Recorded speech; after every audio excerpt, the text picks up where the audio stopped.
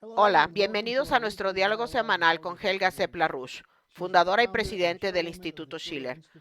Hoy es 21 de mayo de 2025. Si tienen preguntas y comentarios a Helga, pueden enviarlas por correo electrónico a questions@schillerinstitute.org o publicarlos en el chat de YouTube. Quiero comenzar informando a la gente sobre una conferencia extremadamente importante patrocinada por el Instituto Schiller que se celebrará este fin de semana, el sábado y el domingo. Nunca ha sido más necesaria, dados los acontecimientos que están sucediendo en el mundo. Hay algunas iniciativas potenciales, pasos muy importantes hacia la paz, pero también se están llevando a cabo operaciones muy desagradables, no solo contra la paz, sino también contra el desarrollo, lo que plantea la pregunta de si la humanidad demostrará la aptitud moral para sobrevivir.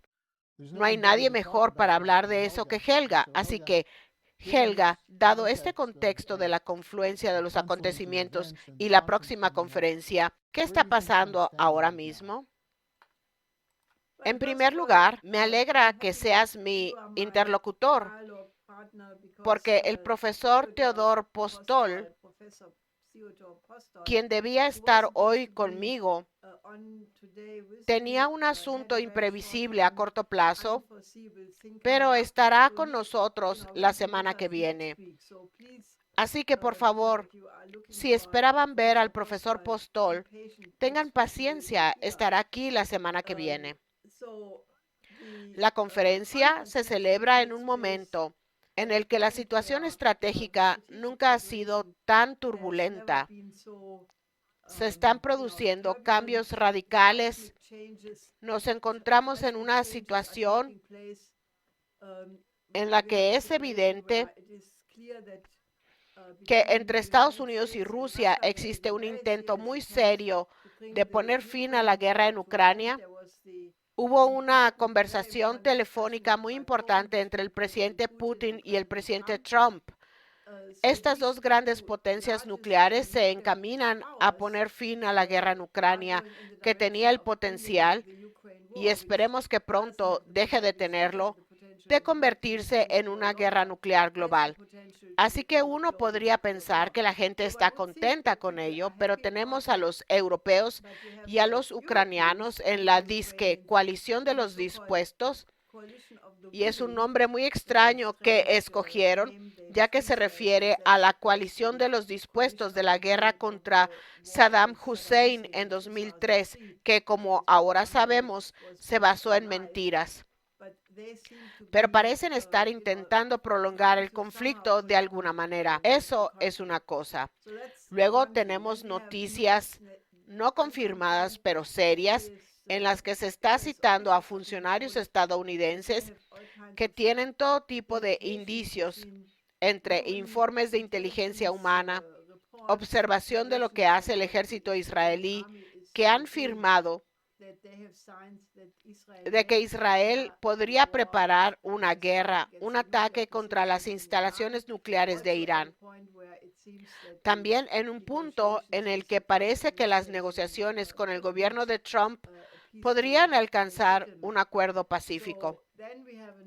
Luego tenemos un fin increíble, casi oficial, de la democracia, al parecer, en el que las elecciones en los países miembros de la Unión Europea se celebran con tanta frecuencia hasta que se obtiene el resultado deseado, como en Rumania. Tenemos el 17º paquete de sanciones de la Unión Europea contra Rusia, que incluye, increíblemente, retirar de facto la ciudadanía a dos periodistas alemanes que trabajan en Rusia, sin posibilidad de recurso legal, simplemente aplicándolo con base a una resolución administrativa, privándolos de facto de cualquier posibilidad de recurso legal.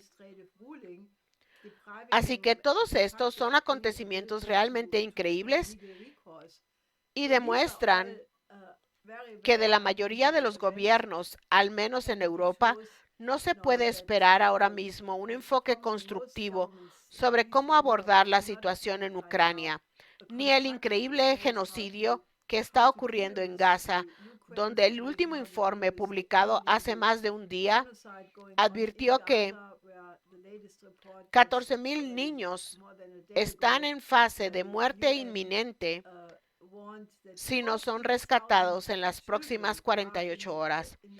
Así que de estas 48 horas ya ha pasado más de un día, así que solo pueden imaginar lo que está sucediendo. Estos acontecimientos dejan muy claro que si intentamos abordarlos uno por uno, hay que abordarlos uno por uno, pero necesitamos urgentemente avanzar hacia un paradigma completamente nuevo, y de eso se trata la conferencia de este próximo fin de semana en Estados Unidos. Y creo que esta será una de las intervenciones históricas más importantes para intentar implementar un enfoque completamente diferente en la agenda sobre cómo podemos llevar a la humanidad a un lugar más seguro. Así que definitivamente deberían sintonizar y registrarse si desean participar activamente en el debate, o al menos verlo en YouTube. Se transmitirá también en varias otras plataformas, pero hay que concentrarse en eso. Visiten la página del Instituto Schiller. Ahí ya publicamos la lista de los excelentes ponentes y los temas que han elegido, y creo que su curiosidad sin duda aumentará. Acabamos de mencionar un montón de cosas que están sucediendo en el mundo. Analicemos un poco el tema, considerando un par de ellos individualmente. Quiero empezar con lo que está sucediendo en Oriente Medio, en Gaza, donde en cuanto Trump abandonó la región, Netanyahu desató la operación Carro de Gedeón para básicamente limpiar a Gaza de los palestinos, destruir lo que queda de la franja de Gaza y obligar a los palestinos a evacuar la zona. Ahora bien, es interesante, por fin surgen más comentarios sobre el genocidio en Gaza. Uno de los más interesantes fue el del ex subjefe del Estado Mayor de las Fuerzas de Defensa de Israel, Yair Golan, quien dijo: Israel ya no es un país sensato. Y sin embargo, todavía no se hace lo suficiente para detener el genocidio. Me gustaría saber tu opinión al respecto. Bueno, hay una creciente oposición dentro de Israel contra Netanyahu. Tuvimos en la reunión de la Coalición Internacional por la Paz, que es una reunión semanal por Zoom, todos los viernes, donde participan activistas por la paz de todos los bandos.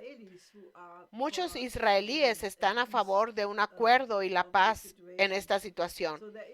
Así que hay muchas cosas que están pasando, pero creo que en la cobertura de los medios occidentales se comprendió muy tarde, casi demasiado tarde, que ya no podían ocultarlo. Y los gobiernos de Francia, Gran Bretaña y Canadá también emitieron una condena exigiendo ayuda inmediata. Hay muchas voces del sur global que afirman que la reputación de Occidente colectivo ha sufrido un daño irreparable porque comenzaron la cobertura muy tarde, hace varios días, mostrando a la gente desesperada corriendo entre los escombros. Casi toda Gaza está arrasada. La gente pregunta: ¿a dónde voy? No puedo ir al sur, no puedo ir al oeste. El bombardeo continúa durante 90 días sin comida, ni medicamentos, ni equipo médico. Como dije, un gran número de niños mueren y ahora los bebés mueren mientras hablamos. También está claro que las supuestas organizaciones privadas de ayuda humanitaria, que ahora se supone que deben entregar los alimentos, esto es ridículo. Antes de que todo esto comenzara con el ataque de Hamas contra Israel el 7 de octubre de 2023, llegaban 500 camiones diarios con alimentos, medicinas, etcétera, a Gaza. Ahora, tras 90 días de hambruna total, este nuevo acuerdo permite la entrada de 5 camiones diarios y los 400 puntos de distribución se han reducido a 4. Así que, como era de esperarse, ha habido repetidos disturbios por la hambruna. Si la gente realmente lucha por su vida, entonces naturalmente cada vez que ven que hay un poco de comida ante ellos, tienden a intentar arrebatarla.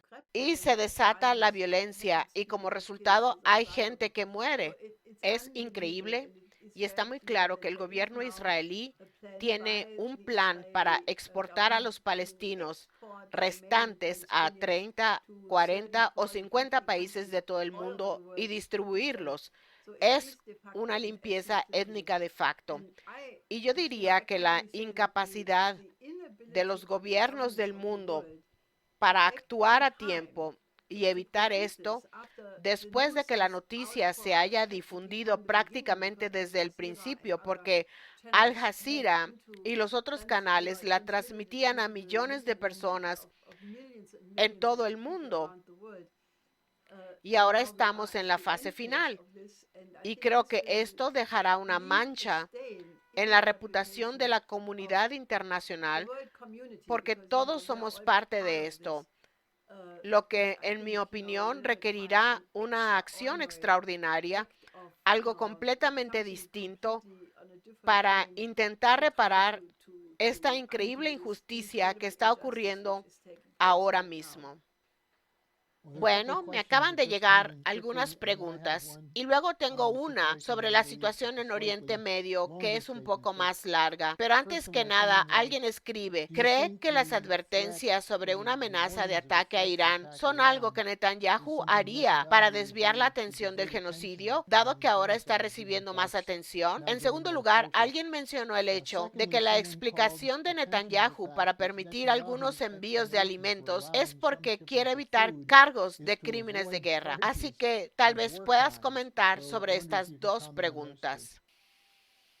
Creo que está muy claro que Netanyahu intentará cualquier artimaña para prolongar la guerra, porque cuando termine la situación en Gaza, tendrá que enfrentarse a increíbles problemas legales y creo que esa es una hipótesis probable, que está intentando desviar la atención y continuar mientras pueda. Solo quiero agregar que el único plan concebible sería que los gobiernos del mundo, incluyendo a Rusia, China, India y Estados Unidos en particular, trabajaran juntos e impusieran la paz. Estados Unidos podría hacerlo. Si Estados Unidos, si el presidente Trump fuera un paso más allá, quiero decir, ya ha hablado con Netanyahu hasta cierto punto. Y al no visitar a Israel en su gira por Oriente Medio del 13 al 16 de mayo, por ejemplo, muchos observadores lo han interpretado como una clara señal de que se está distanciando, porque ahora hay voces como la que citaste que dicen que Israel corre el riesgo de convertirse en un estado paria, como lo fue Sudáfrica durante el apartheid. Y Trump está cada vez más preocupado de que esto pueda afectar su reputación. Así que podría hacerlo, pero entiendo que Trump está maniobrando en un terreno minado muy complejo en Estados Unidos, porque tiene por un lado al cabildo sionista y a los grandes financiadores de su campaña, por otro a los neoconservadores, por otro a los demócratas. Es una situación muy difícil, pero eso no es una excusa, porque el único país que podría detener esto de inmediato es Estados Unidos. Pero dadas las complejidades del mundo, creo que lo mejor sería que Estados Unidos simplemente se pusiera en contacto con Rusia y China y les dijera, trabajemos juntos y combinemos el fin de la guerra con un paquete de desarrollo económico, como el que hemos propuesto con el Plan Oasis.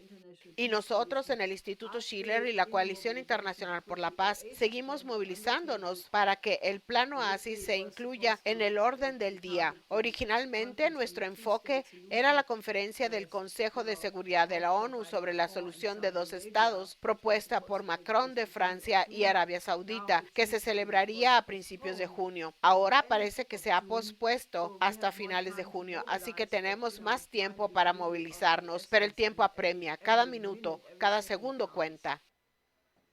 Especialmente con los informes de hambruna que hemos estado recibiendo desde Gaza. Helga, sobre la pregunta de qué podría hacer la gente, tengo un comentario. Las declaraciones como las de Macron y Starmer no significan nada, no van a hacer nada. Y luego, Omar dice, Estados Unidos podría detener esto, es la única opción. ¿Tiene alguna influencia en eso? Y me gustaría mencionar en este contexto que cuando hablas de una movilización internacional, tomaste la iniciativa junto con Ray McGovern de enviarle una carta al Papa. Me pregunto si podrías decir algo al respecto. Sí, el Papa León XIV, la noticia que acaba de llegar hoy es que emitió un mensaje muy contundente de que la situación en Gaza necesita la acción inmediata. La situación humanitaria se está volviendo absolutamente desesperada. Creo que fue un paso muy importante en la dirección correcta, pero escribimos una carta abierta al Papa León XIV donde respaldamos totalmente sus esfuerzos por la paz. Al fin y al cabo, sus primeras palabras al anunciarse su elección como papa fueron un llamado a la paz. En ese sentido, creo que, sin duda, sigue los pasos del Papa Francisco. Si bien es necesario tener una idea cristiana del ágape y de la mediación, creo que la gente del mundo necesita una brújula moral, porque si los gobiernos ya no siguen sus propias constituciones, ya no obedecen el derecho internacional, las convenciones de Ginebra, la Carta de la ONU y los otros cuerpos legales importantes, la gente tiende a perder su orientación. Por eso hicimos un llamado muy enérgico al Papa para que interviniera aún más contundentemente. El papado es una de las pocas instituciones del mundo que está por encima de la ley humana. Se basa en ley natural, se basa en la ley de la creación y muchas religiones consideran al Papa, incluso si pertenecen a una denominación diferente, un líder moral. Así que, si están de acuerdo que necesitamos más acción, por favor, firmen esta carta. Estamos en una movilización internacional para recolectar firmas y queremos publicar la carta con las firmas en unos días, quizás este fin de semana cuando tengamos la conferencia. Así que por favor distribuyan esta carta en todas sus redes, fírmenla y únanse a nuestra movilización, porque creo que si el Papa hablara con mayor firmeza, sería absolutamente necesario que los gobiernos siguieran su mandato. Y esa carta está disponible en la página del Instituto Schiller. Pueden encontrarla, leerla, imprimirla, distribuirla, conseguir firmas y enviárnosla, etcétera. Volviendo a la plática entre Trump y Putin del 19 de mayo, hay informes de prensa que intentan afirmar que no tuvo éxito, que existe un distanciamiento entre Europa y Estados Unidos. Pero he aquí una pregunta que me parece importante. Alguien pregunta, ¿por qué el Instituto Schiller no apoya la idea de un alto al fuego inmediato? ¿Podrías explicar la diferencia entre lo que piden los europeos y Zelensky y lo que pide Putin, que es abordar las causas subyacentes del conflicto? Bueno, es evidente que la postura rusa es que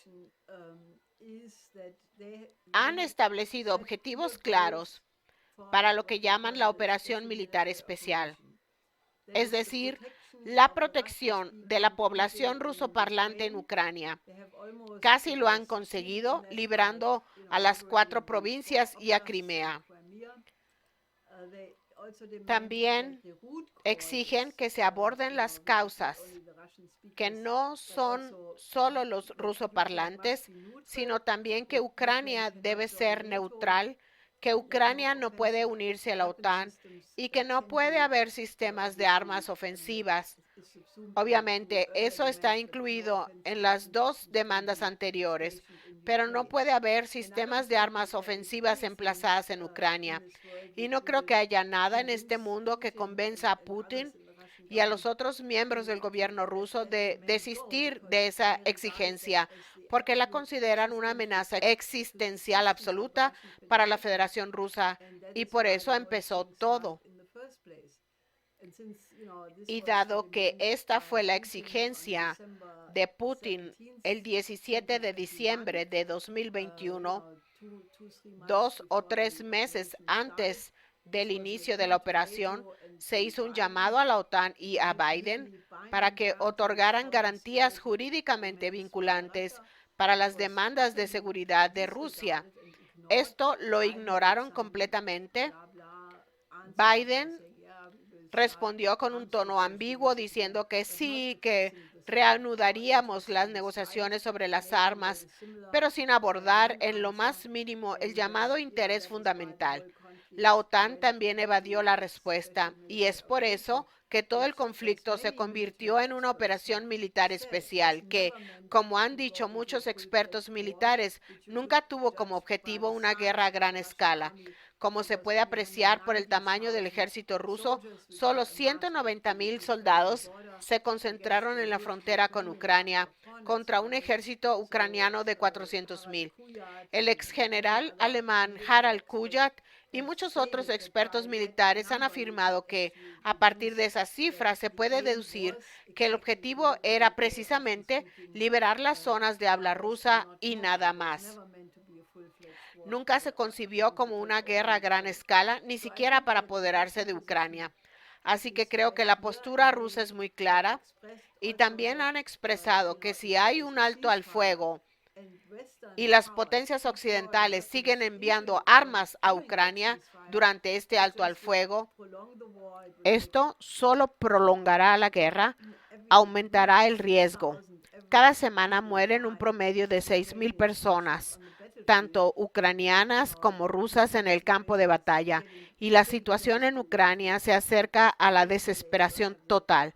No tienen más personal para mantener el frente cubierto. Así que creo que la postura rusa es que quieren un alto al fuego, pero solo después de que se cumplan estos intereses fundamentales. Por eso propusieron un memorando en el que aparentemente se está trabajando ahora.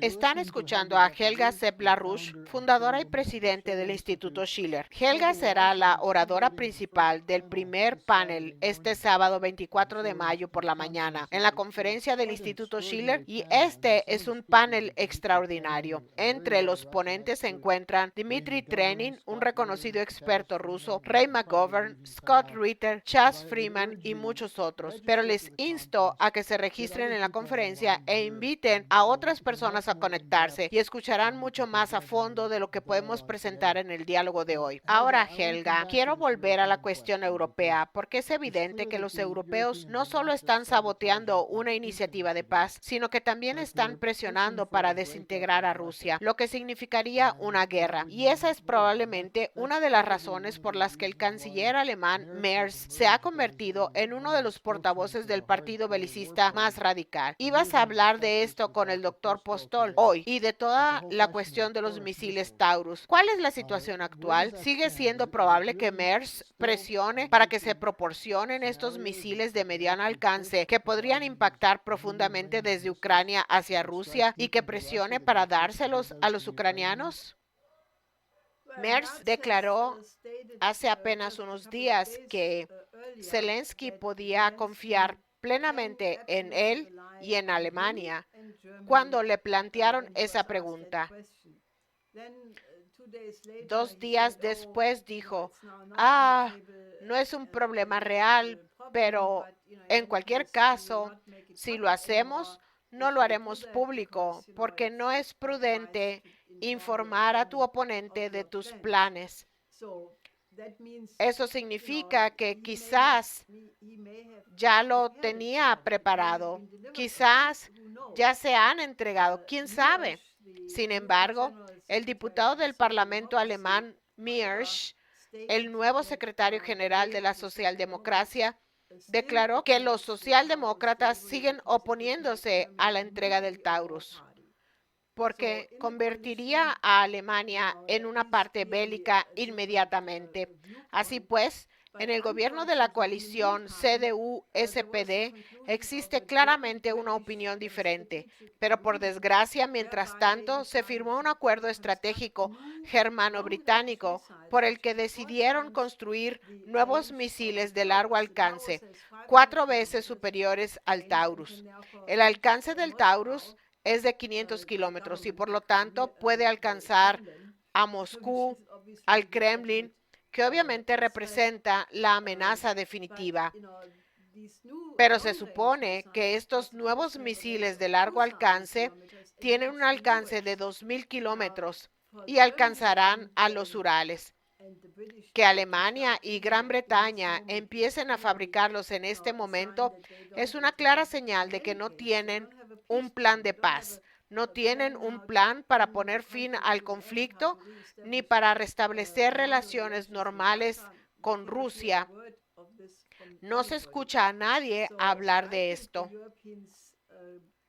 Así que creo que los europeos, si observan lo que está sucediendo en Europa, es escalofriante. Porque como dije,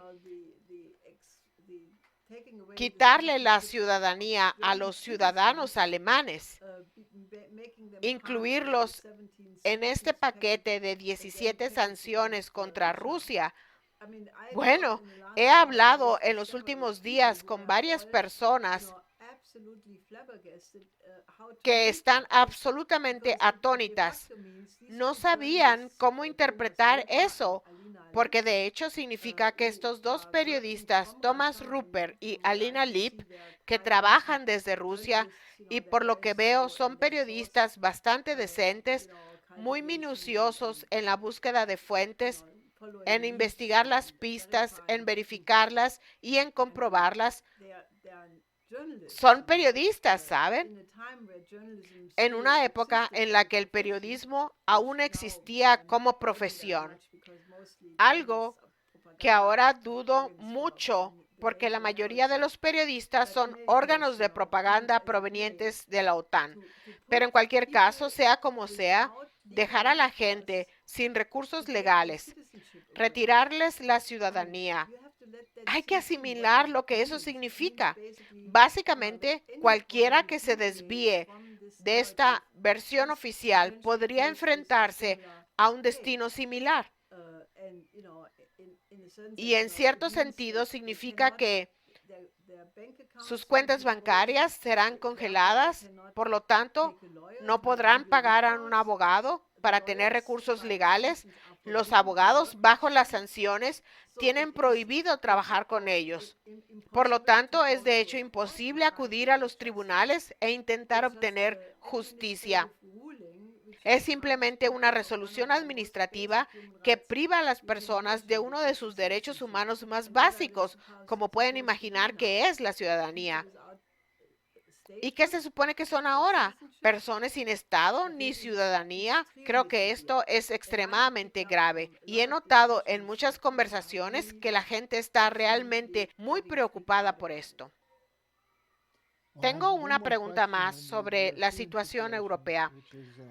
Alguien escribió sobre el nuevo paquete de sanciones que la Unión Europea acaba de anunciar y dice: ¿no son conscientes de que los paquetes de sanciones anteriores no han logrado detener a Rusia, sino que han tenido un efecto negativo, un efecto contraproducente en Europa? En segundo lugar, el rearme. ¿Es ese realmente el futuro de Europa? Y luego el punto final que plantean es Ursula von der Leyen, Kaja Kallas y toda la pandilla de eurócratas. ¿A qué intereses sirven realmente? ¿Quién mueve sus hilos?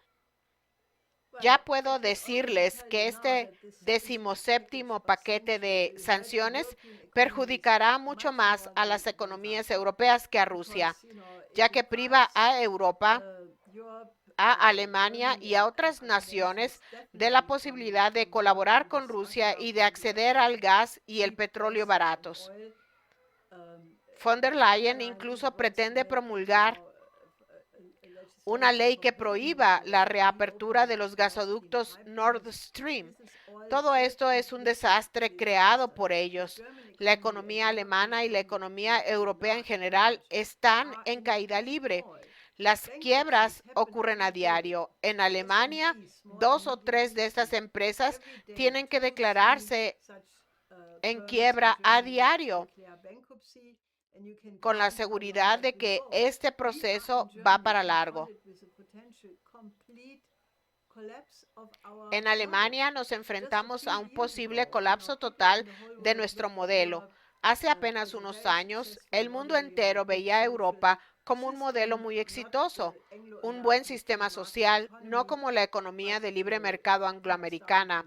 Esto comenzó con la Soziale Marktwirtschaft del canciller Ludwig Erhard, la economía social de mercado, pero con el énfasis en lo social, un sistema social, un sistema de salud y un sistema educativo muy bien establecidos.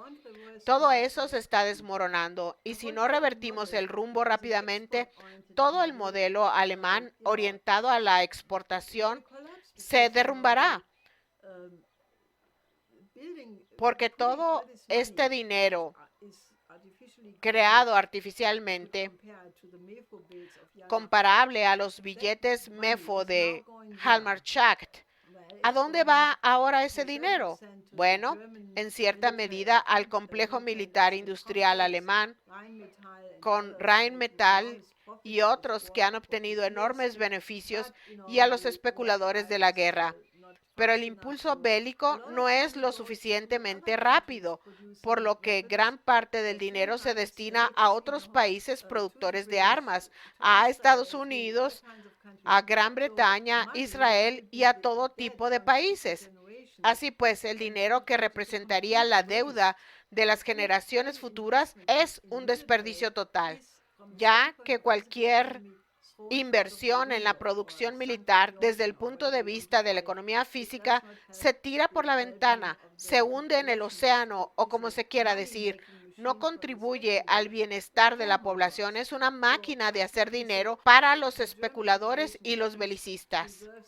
Así pues, solo puedo decir que la situación alemana merece la máxima atención. Y ahora hay un montón de comentaristas, Jeffrey Sachs, Patrick Lawrence y muchos otros, que se preguntan, ¿qué le pasa a Alemania? ¿Cómo podemos explicar que no puedan cambiar de rumbo cuando ven el hoyo en que se han metido y que está arruinando todo lo que todas las generaciones posteriores a la Segunda Guerra Mundial se esforzaron por construir? Todo esto se está sacrificando ahora mismo. Y puedo decir que la única esperanza es que la población despierte y exija que esto se detenga. Así que, por favor, participen de manera activa con nosotros y sin duda hablaremos de más actividades para concientizar a la población. Pero nos encontramos en una crisis existencial y solo se podrá remediar si suficientes ciudadanos del Estado, es decir, ustedes, colaboran con nosotros para movilizarnos y detener esto. Esto me lleva a la pregunta final que se remonta a lo que planteé al principio. Tu difunto esposo, Lyndon LaRouche, planteó hace muchos años la pregunta, ¿tenemos la capacidad moral para sobrevivir? Cuando se da una combinación o una confluencia de este tipo de crisis, esa es la pregunta que se plantea. Sé que él era optimista, era firme, pero optimista, y creía que seríamos capaces de reunir ese tipo de empatía y creatividad humana para sobrevivir. ¿Qué opinas de eso, Helga? Bueno, creo que esa pregunta es definitivamente algo que todos y también ustedes que nos observan y escuchan ahora mismo deberían considerar seriamente porque la respuesta aún no está decidida. Creo que la esperanza está ahí porque la mayoría mundial, los países del sur global que sí representan a la mayoría global, definitivamente están avanzando en una dirección completamente diferente.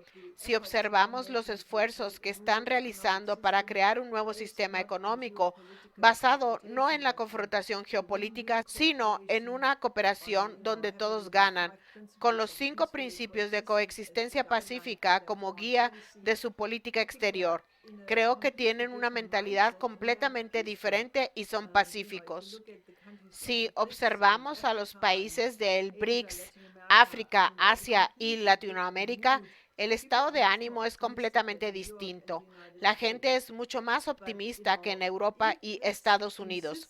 Pero si esta insistencia de las élites occidentales en aferrarse a su posición privilegiada anterior va a continuar hasta que se produzca una catástrofe total, eso está por verse y es muy peligroso.